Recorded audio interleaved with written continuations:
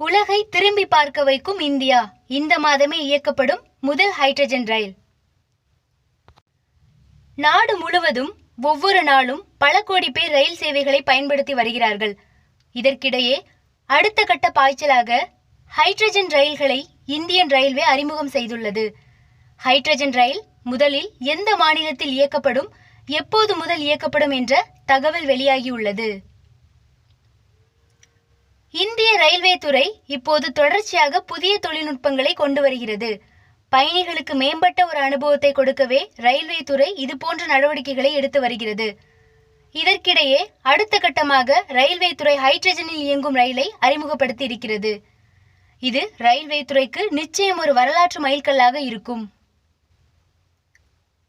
இந்த மாதம் மார்ச் 31ஆம் தேதி இந்த ரயில் தனது முதல் பயணத்தை மேற்கொள்ளும் என எதிர்பார்க்கப்படுகிறது.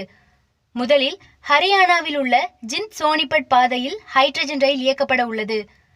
கார்பன் வெளியேற்றத்தை குறைப்பது மற்றும் தூய்மையான எரிசக்தி நோக்கி செல்வதில் முக்கிய படியாக இந்த ஹைட்ரஜன் ரயில் இருக்கும்.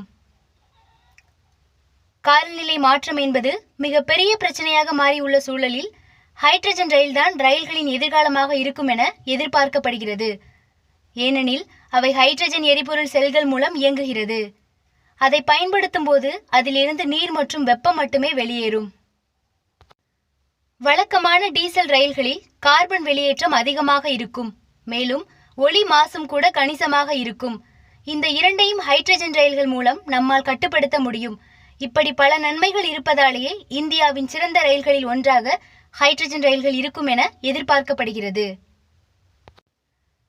இந்த ரயில் முதற்கட்டமாக ஹரியானாவில் உள்ள ஜிந்த் சோனிபட் வழித்தடத்தில் இயக்கப்பட உள்ளது. வலுவான ரயில் கட்டமைப்பை கொண்ட மாநிலமாகவும் ரயில் தேவை தொடர்ந்து அதிகரிக்கும் மாநிலமாகவும் ஹரியானா இருப்பதாலேயே ஹைட்ரஜன் ரயிலை இயக்க அம்மாநிலத்தை தேர்வு செய்துள்ளனர். ஹைட்ரஜன் ரயிலால் அதிகபட்சம் மணிக்கு 110 கிலோமீட்டர் வேகத்தை எட்ட முடியும். இது அதிவேக பயணத்தை உறுதி செய்கிறது.